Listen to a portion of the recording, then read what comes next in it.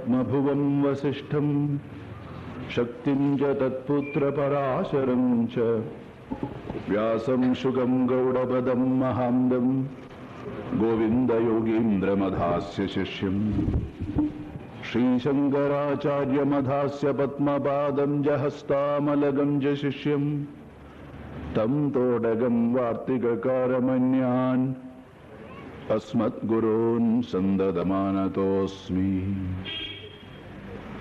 ബ്രഹ്മാനന്ദം പരമസുഗതം കേവലം ജ്ഞാനമൂർത്തിം ദ്വന്ദ്വാതീതം ഗഗനസദൃശം തത്വമസ്യാദിലക്ഷ്യം ഏകം നിത്യം വിമലമചലം സർവധീ സാക്ഷിഭൂതം ഭാവാതീതം ത്രിഗുണരഹിതം സദ്ഗുരും തം നമാമി. ഭാവാതീതം ത്രിഗുണരഹിതം സദ്ഗുരും തം നമാമി. ഭാവാതീതം ത്രിഗുണരഹിതം സദ്ഗുരും തം നമാമി. യം ബ്രഹ്മാ വരുണേന്ദ്രരുദ്രമരുതഃ സ്തുന്വന്തി ദിവ്യൈസ്തവൈഃ വേദൈഃ സാംഗപദക്രമോപനിഷദൈഃ ഗായന്തി യം സാമഗാഃ. ധ്യാനാവസ്ഥിതതദ്ഗതേന മനസാ പശ്യന്തി യം യോഗിനോ യസ്യാന്തം ന വിദുഃസുരാസുരഗണാഃ ദേവായ തസ്മൈ നമഃ. യസ്യാന്തം ന വിദുഃസുരാസുരഗണാഃ. യദാ വിനിയതം ചിത്തം ആത്മന്യേവാവതിഷ്ഠതേ ആത്മന്യേവാവതിഷ്ഠതേ നിസ്പൃഹഃ സർവകാമേഭ്യഃ നിസ്പൃഹഃ സർവകാമേഭ്യഃ യുക്ത ഇത്യുച്യതേ തദാ. യുക്ത ഇത്യുച്യതേ തദാ. മനുഷ്യബുദ്ധി ബാഹ്യപരമായിട്ടുള്ള പദാർത്ഥങ്ങളിൽ വ്യവഹരിക്കുന്നതായിട്ടുള്ള സമയത്ത് അത് തീക്ഷ്ണമാണ്. മറിച്ച് അന്തർമുഖമായ തലത്തിൽ അത് തിരിയുന്ന സമയത്ത് അത് സൂക്ഷ്മമാണ്. ബുദ്ധി ഒന്നു തന്നെയാണ്. പദാർത്ഥനിഷ്ഠമായിട്ടുള്ള ഗവേഷണങ്ങളിൽ അതിന് മൂല്യ അധിഷ്ഠിതമായിട്ടുള്ളൊരു സംശുദ്ധി ആവശ്യമില്ല, സ്വഭാവദാർഢ്യം ആവശ്യമില്ല, മനോബുദ്ധികളുടെ ഏകീകരണം ആവശ്യമില്ല. The integrity of the individual. കാരണം ബാഹ്യപരമായിട്ടുള്ള പദാർത്ഥങ്ങളിൽ ഉള്ള ജ്ഞാനം, അവയെ ഏകീകരിക്കുക, അവയെ സ്വാധീനിക്കുക, അവയുടെ മേൽ ആധിപത്യം പുലർത്തുക എന്നൊക്കെ നമ്മളുടെ ബാഹ്യപരമായിട്ടുള്ള അച്ചടക്കം, ആസൂത്രണം മുതലായിട്ടുള്ള കാര്യങ്ങൾ മാത്രം മതി. പക്ഷെ അന്തർമുഖമായിട്ടുള്ള ലക്ഷ്യമാണ് നേടേണ്ടതെങ്കിൽ ആ ബുദ്ധി സംശുദ്ധീകരിക്കണം. കാരണം ബുദ്ധി ഒന്നു തന്നെയാണ്. അതിനെ ഉപയോഗിക്കേണ്ട രംഗം സൂക്ഷ്മതലമാണ്. മഴുവും ബ്ലേഡും രണ്ടും മൂർച്ചയേറിയതാണ്. പക്ഷെ മഴു കൊണ്ട് ആരെങ്കിലും ഷേവ് ചെയ്യോ? ബ്ലേഡ് കൊണ്ട് ആരെങ്കിലും വിറകിനെ മുറിക്കുമോ? കാരണം മഴു തീക്ഷ്ണമാണ്, ബ്ലേഡ് സൂക്ഷ്മമാണ്. ബ്ലേഡ് ഉപയോഗിക്കേണ്ട രംഗം സൂക്ഷ്മതലമാണ്. ആ സൂക്ഷ്മതലത്തിൽ തന്നെ വളരെ വളരെ ശ്രദ്ധിച്ചുപയോഗിക്കണം.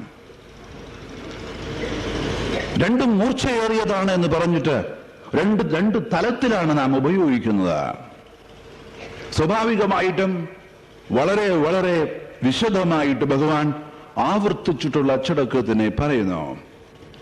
കാരണം ഇത്രയും കാലം നാം ഓരോരുത്തരും ഈ ശരീരത്തിൽ മാത്രമല്ല മുമ്പുള്ളതായിട്ടുള്ള ശരീരങ്ങളിലും നമ്മളുടെ ബുദ്ധി അല്ലെങ്കിൽ നമ്മളുടെ മനസ്സ് എപ്പോഴും ബാഹ്യപരമായിട്ടുള്ള കാര്യങ്ങളിലാണ് പോയിക്കൊണ്ടിരുന്നത്.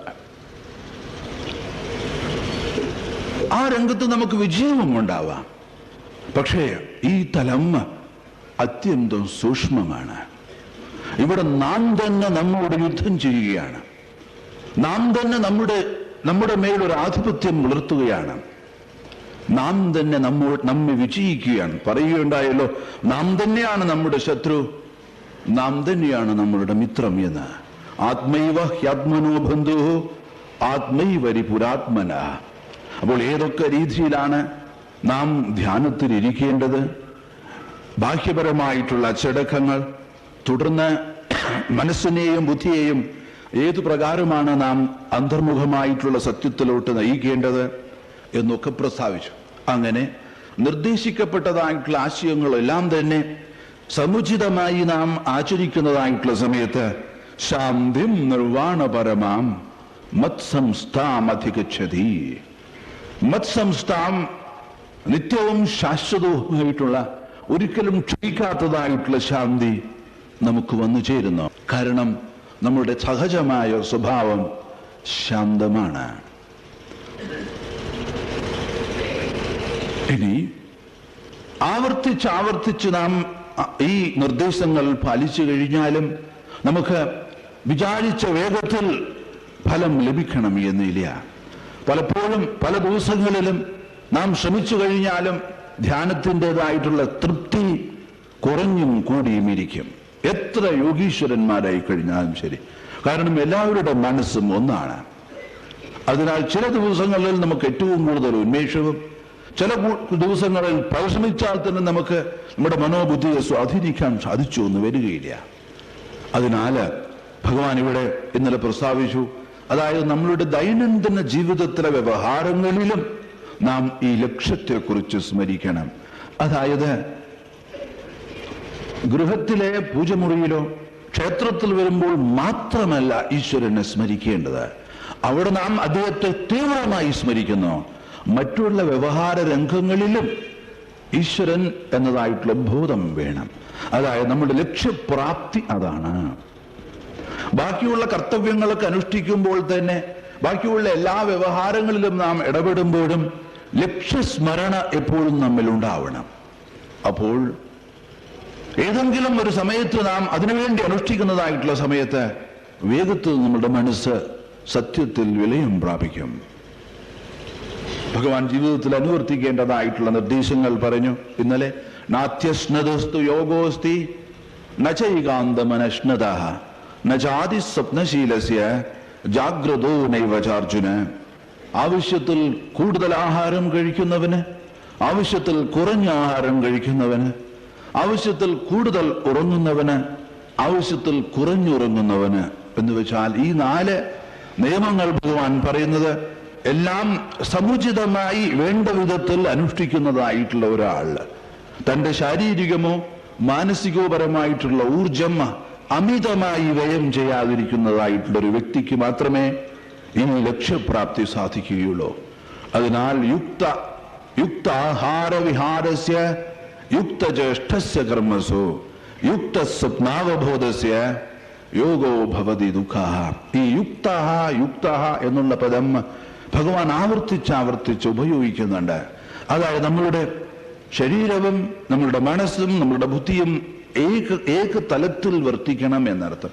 ഇത് 3 വ്യത്യസ്ത തലത്തിൽ വിഭിന്നമായി പെരുമാറരുത്. നമ്മളുടെ ബുദ്ധിയിൽ ഉൾക്കൊണ്ടതായിട്ടുള്ള വസ്തുബോധം മനസ്സിനെ പ്രചോദിപ്പിക്കണം. മനസ്സിന്റെ പ്രചോദനം ശാരീരിക തലത്തിൽ കാണണം. അതായത് മനസ്സിന് വിരുദ്ധമായി ശരീരമോ ശരീരത്തിനും മനസ്സിനും വിരുദ്ധമായിട്ട് ബുദ്ധിയോ പ്രവർത്തിക്കരുത്. ഈ ഏകമായിട്ടുള്ള ഭാവം, ശരീരവും മനസ്സിന്റെയും ബുദ്ധിയുടെയും ഏകമായിട്ടുള്ള ഭാവത്തിനെയാണ് യുക്തത്വം എന്ന് പറയുന്നത്. യുക്ത ആഹാര വിഹാരസ്യ, നമ്മുടെ എല്ലാ വിധത്തിലുള്ള പ്രവർത്തനങ്ങളിലും ഒരു മെഷർമെന്റ് ഉണ്ടാവുമ്പോൾ, ഒരു സമുചിതത്വം ഉണ്ടാവുന്നതായിട്ടുള്ള സമയത്ത് യുക്തചേഷ്ടസ്യ കർമ്മസു, അനാവശ്യമായി നമ്മുടെ ഊർജം, ശാരീരികവും മാനസികവുമായിട്ടുള്ള ഊർജം വ്യയം ചെയ്യുന്നില്ല. സ്വാഭാവികമായിട്ടും വ്യയം ചെയ്യാത്തതായിട്ടുള്ള ഊർജം സമാഹരിക്കപ്പെടുന്നു. സമാഹരിക്കപ്പെട്ടതായിട്ടുള്ള ഊർജത്തെ ക്രിയാത്മകമായി തിരിച്ചുവിടുന്നു.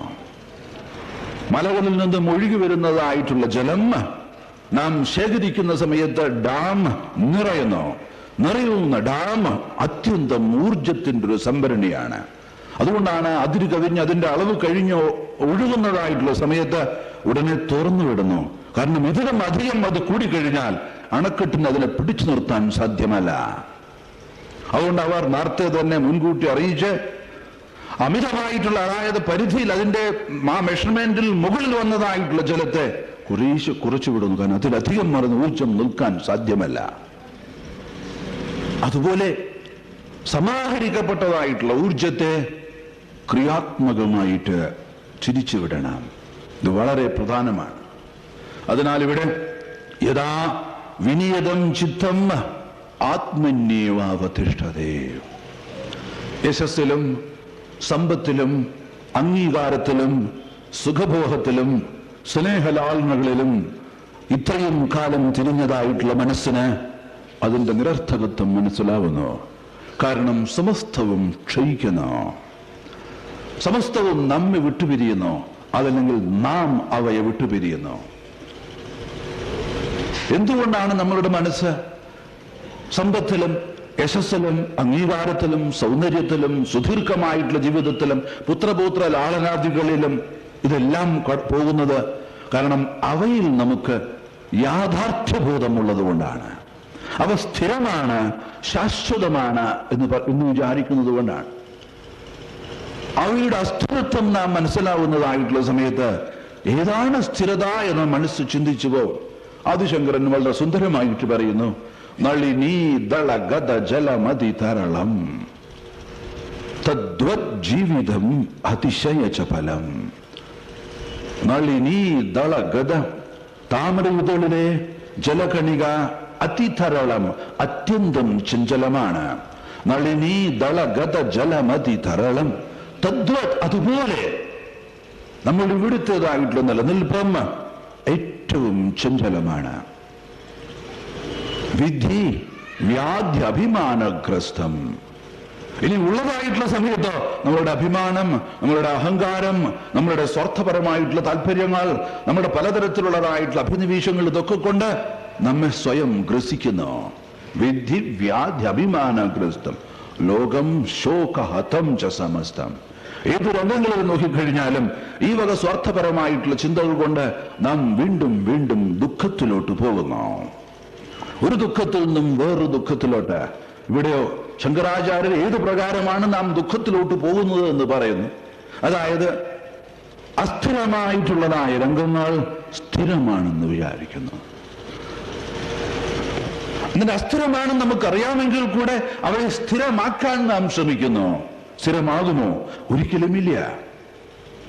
എങ്കിലും സ്ഥിരമാക്കാൻ ശ്രമിക്കുന്നു. എങ്ങനെയോ ഇങ്ങനെ സ്ഥിരമാക്കാൻ ശ്രമിച്ചുകൊണ്ടിരിക്കുന്ന സമയത്ത് പൂന്താനം പറഞ്ഞതുപോലെ യുദ്ധം ഓരോന്ന് ചിന്തിച്ചിരിക്കവേ ചത്തുപോകുന്നു പാവം ശിവശിവ. എത്ര ലളിതമായിട്ടുള്ള രീതിയിലാണ്. എങ്ങോട്ട് പോകുന്നു? വീണ്ടും ജനിക്കുന്നതിനും വീണ്ടും മരിക്കുന്നതിനും. ഇതിന് അവസാനമില്ല എന്നർത്ഥം. അതിനാൽ ബാക്കിയുള്ളതാ ഈശ്വരൻ ഒഴിച്ച് ഉള്ളതായിട്ടുള്ള സമസ്ത രംഗങ്ങളുടെയും അസ്ഥിരത മനസ്സിന് ബോധ്യമാവണം. അങ്ങനെ ബോധ്യമാവുമ്പോൾ മാത്രമേ നമ്മുടെ മനസ്സ് സത്യത്തിലോട്ട് ഈശ്വരനിലോട്ട് തിരികെയുള്ളൂ. അപ്പോൾ യഥാ വിനിയതം ചിത്തം, നിയന്ത്രിതമായിട്ടുള്ള ചിത്തം, നിയന്ത്രിതമായിട്ടുള്ള ചിത്തം ആത്മനേവ അവതിഷ്ഠതേ. ആത്മസ്വരൂപത്തിൽ യാതൊരു പരിശ്രമവുമില്ലാതെ അനായാസേന സത്യത്തിൽ അത് സ്ഥിതി ചെയ്യുന്നു. ആദ്യകാലത്തൊരു പരിശ്രമമുണ്ട്, ഇല്ലെന്നല്ല പറയുന്നത്. പക്ഷേ തുടർന്ന് മനസ്സിന് അതിന്റെ രുചി മനസ്സിലാവാൻ സാധിച്ചാൽ പിന്നെ അത് അവിടെ തന്നെ നിൽക്കും. നിസ്പൃഹ സർവകാമേഭ്യ, സർവ ആഗ്രഹങ്ങളിൽ നിന്നും നിസ്പൃഹ. സ്പൃഹ എന്ന് വെച്ചാൽ ദാഹം, തൃഷ്ണ, ഒന്നിനെ തന്നെ ആലോചിച്ചുകൊണ്ടിരിക്കുക. വൈകുന്നേരവും നാളെയാണ് നാം അത് കാണാൻ പോകുന്നത്, കേൾക്കാൻ പോകുന്നത്, ആ രംഗത്തെത്താൻ പോകുന്നതെങ്കിൽ ഇപ്പോൾ തന്നെ നാം ആഗ്രഹങ്ങളെയല്ല നിഷേധിക്കുന്നത്, ആഗ്രഹങ്ങളുടെ ദാസനാവുന്നതാണ് നിഷേധിക്കുന്നത്. അവ നമ്മെ ഭരിക്കുന്നു. നാം സ്പൃഹ അതിൽ തന്നെ ഒട്ടി നിൽക്കുന്നു. ആസക്തി അത് നമുക്ക് ഉൾക്കൊള്ളാനും നിഷേധിക്കുവാനും സാധിക്കണം. നമുക്കതിൽ മാസ്റ്റർ ഇല്ല. നാം ആഗ്രഹങ്ങളുടെ ദാസനാവുകയാണ്. അതാണ് ഇവിടെ ഇല്ലാതാവേണ്ടത്. നിസ്പൃഹ സർവകാമീഭ്യ, സമസ്ത ആഗ്രഹങ്ങളിൽ നിന്നും അദ്ദേഹത്തിന് വിമോചിതത്വം ഉണ്ടാവുന്നു. കാരണം നാം ഏതൊക്കെ ആഗ്രഹിച്ചുവോ, ഏതൊക്കെ നേടിയോ, അതൊക്കെ നേടിക്കഴിഞ്ഞിട്ടും നിങ്ങൾക്ക് വേണ്ട വിധത്തിലുള്ളതായിട്ടുള്ള തൃപ്തി അതിൽ നിന്നും ഉണ്ടായോ? ഇല്ല. മാത്രമല്ല, ഉണ്ടായ ശേഷം അതൃപ്തി ഉണ്ടായിട്ടുണ്ട് താനും.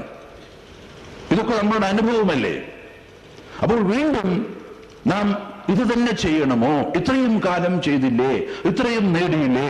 നേടിയതൊക്കെ നമ്മെ പൂർണ്ണമായും തൃപ്തിപ്പെടുത്തിയോ എന്ന് ഒരു അപഗ്രഥനം ചെയ്യുക എന്നർത്ഥം. അതല്ലാതെ ആഗ്രഹങ്ങളെയോ മറ്റുള്ളതിനെ നിഷേധിക്കുകയല്ല. നമ്മളുടെ ദാർശനികന്മാർ ലൗകികമായിട്ടുള്ള യാഥാർത്ഥ്യങ്ങളെ, ജീവിത യാഥാർത്ഥ്യങ്ങളെ അംഗീകരിച്ചുകൊണ്ട് തന്നെയാണ് തത്വശാസ്ത്ര വിചാരങ്ങൾ ഇവിടെ അവതരിപ്പിച്ചിരിക്കുന്നത്. ജീവിത യാഥാർത്ഥ്യങ്ങളെ നിഷേധിച്ചുകൊണ്ട് ഇവിടെ തത്വശാസ്ത്രം വന്നുവെങ്കിൽ ഇത്രയും സഹസ്രാബ്ദങ്ങൾ അത് നമ്മെ സ്വാധീനിക്കുകയില്ല. കലിയുഗം ആരംഭിക്കുന്നതിന് മുമ്പേ കൊടുത്തതായിട്ടുള്ള ഈ ഉപദേശം നാം ഇന്ന് കേൾക്കുമ്പോൾ ആധുനിക ശാസ്ത്ര സാങ്കേതിക വിദ്യയുടെ വെളിച്ചത്തിൽ, അത് നമുക്ക് തരാവുന്നതായിട്ടുള്ള സൗകര്യങ്ങളുടെ വെളിച്ചത്തിൽ കേൾക്കുമ്പോഴും അത് നമ്മെ കൂടുതൽ വശീകരിക്കുന്നു. എന്തുകൊണ്ടാണ്? കാരണം ഇതിലെ മൗലിക ആശയങ്ങൾ മനുഷ്യനെ സ്പർശിക്കുന്നു. എന്നും അത് സ്പർശിക്കും. ഇന്ന് മാത്രമല്ല, ഇന്ന് നമുക്കത് കേൾക്കുമ്പോഴുള്ള നവത്വം അതുപോലെ ഒരു 1000 വർഷം കഴിഞ്ഞാലും ഒരു 2000 വർഷം കഴിഞ്ഞാലും അതുപോലെ ആ നവത്വം അനുഭവപ്പെടും. കാരണം അത് മനുഷ്യന്റെ മൗലികങ്ങളായിട്ടുള്ള കാര്യങ്ങളെയാണ് വിശകലനം ചെയ്യുന്നത്. ധനമോ അധികാരമോ സുഖഭോഗമോ ഒന്നും നിഷേധിക്കുകയല്ല. അവ നിങ്ങൾക്ക് തൃപ്തി നൽകിയോ? അവ ശാശ്വതമാണോ? അവ യാഥാർത്ഥ്യമാണോ? അവ നിങ്ങളെ മരണഭയത്തിൽ നിന്നും വിമോചിക്കുന്നുവോ? അവയ്ക്ക് അവയുടേതായിട്ടുള്ള പരിമിതിയുണ്ട്. അതാണ് മനസ്സിലാവും. കാരണം അവ ക്ഷയിക്കുന്നു, ഇല്ലാതാവും. ധനം കൊണ്ട് നിങ്ങൾക്ക് പുസ്തകം വാങ്ങിക്കാം, വിദ്യ വാങ്ങിക്കാൻ പറ്റുകയില്ല. ധനം കൊണ്ട് നിങ്ങൾക്ക് കിടക്ക വാങ്ങിക്കാം, ഉറക്കം വാങ്ങിക്കാൻ പറ്റുകയില്ല. ധനം കൊണ്ട് നിങ്ങൾക്ക് ഭക്ഷണം വാങ്ങിക്കാം, വിശപ്പ് വാങ്ങിക്കാൻ പറ്റുകയില്ല. ധനം നിങ്ങൾക്ക് ഗ്ലാസ് വാങ്ങിക്കാൻ, കണ്ണട വാങ്ങിക്കാം, പക്ഷെ കാഴ്ച വാങ്ങിക്കാൻ പറ്റുക. ധനത്തിന്റെ പരിമിതി, അതുപോലെ തന്നെ മറ്റുള്ള എല്ലാറ്റിന്റെയും അതിൻ്റെതായിട്ടുള്ള പരിമിതികളുണ്ട്. അതിനാൽ അവയുടെ പരിമിതിയാണ് നാം മനസ്സിലാക്കുന്നത്. അവയെ നിഷേധിക്കുകയല്ല. സ്വാഭാവികമായിട്ടും ഏതൊന്ന് ലഭിച്ചാലാണോ നമ്മൾക്ക് പൂർണ്ണമായ തൃപ്തി ലഭിക്കുന്നത്, ഭയത്തിൽ നിന്നും നാം വിമോചനം നേടുന്നത്, എന്നേക്കുമായി നമുക്ക് അമൃതത്വം വന്നു ചേരുന്നത്. അമൃതത്വം അതിനാണ് സ്ഥിരമായിട്ടുള്ള ഭാവം. സ്വാഭാവികമായിട്ടും നിസ്പൃഹ സർവകാമേഭ്യ, സമസ്ത ആഗ്രഹങ്ങളിൽ നിന്നും സമസ്ത ദാഹത്തിൽ നിന്നും, പദാർത്ഥങ്ങളുടെ വികാരങ്ങളുടെ പിന്നിൽ പോകുന്നതായിട്ടുള്ള ദാഹത്തിൽ നിന്നും നമുക്ക് വിമോചനം ഉണ്ടാവുന്നു. അപ്പോൾ യുക്ത ഇത്യുച്യതേ തഥാ അപ്പോൾ അദ്ദേഹത്തെ യുക്ത, അതായത് ധ്യാനത്തിൽ വിജയപ്രദമായിട്ടുള്ള ഒരു മനുഷ്യൻ എന്ന് പറയപ്പെടുന്നത്, അല്ലെങ്കിൽ ഈശ്വര സാക്ഷാത്കാരത്തിന്റെ പടികളിൽ കൃത്യമായി അദ്ദേഹം സഞ്ചരിക്കുന്നു എന്നർത്ഥം. അതായത് അദ്ദേഹം സത്യത്തിൽ എത്തിയതുപോലെ തന്നെയാണ്. യുക്ത ഇത്യുച്യതേ തഥാ. തുടർന്ന് നാം ആരും അവിടെ എത്തിയിട്ടില്ല, അതിനു വേണ്ടിയിട്ടുള്ള പരിശ്രമം പോലും നാം തുടങ്ങിയിട്ടില്ല. അഥവാ ഈ പരിശ്രമം തുടങ്ങിയാൽ പോലും ആ പരിശ്രമത്തിൽ ഈശ്വരൻ ഭഗവാനിലൂടെ ശ്രീകൃഷ്ണ പരമാത്മാവ് നിർദ്ദേശിക്കുന്നത് പോലെ അദ്ദേഹത്തിന്റെ പ്രതീക്ഷയ്ക്ക് അനുസരിച്ച് നമുക്ക് ഓരോരുത്തർക്കും ഉയരാൻ പറ്റുമോ എന്നും നമുക്കിപ്പോൾ അറിയുകയില്ല. എങ്കിലും നമുക്കൊരു ആഗ്രഹമുണ്ട്, എപ്രകാരമാണ് അദ്ദേഹത്തിന്റെ മനസ്സിരിക്കുക ആ അവസ്ഥയിൽ എത്തിച്ചേർന്നതായിട്ടുള്ളത്. ഇതാ അടുത്ത ശ്ലോകം.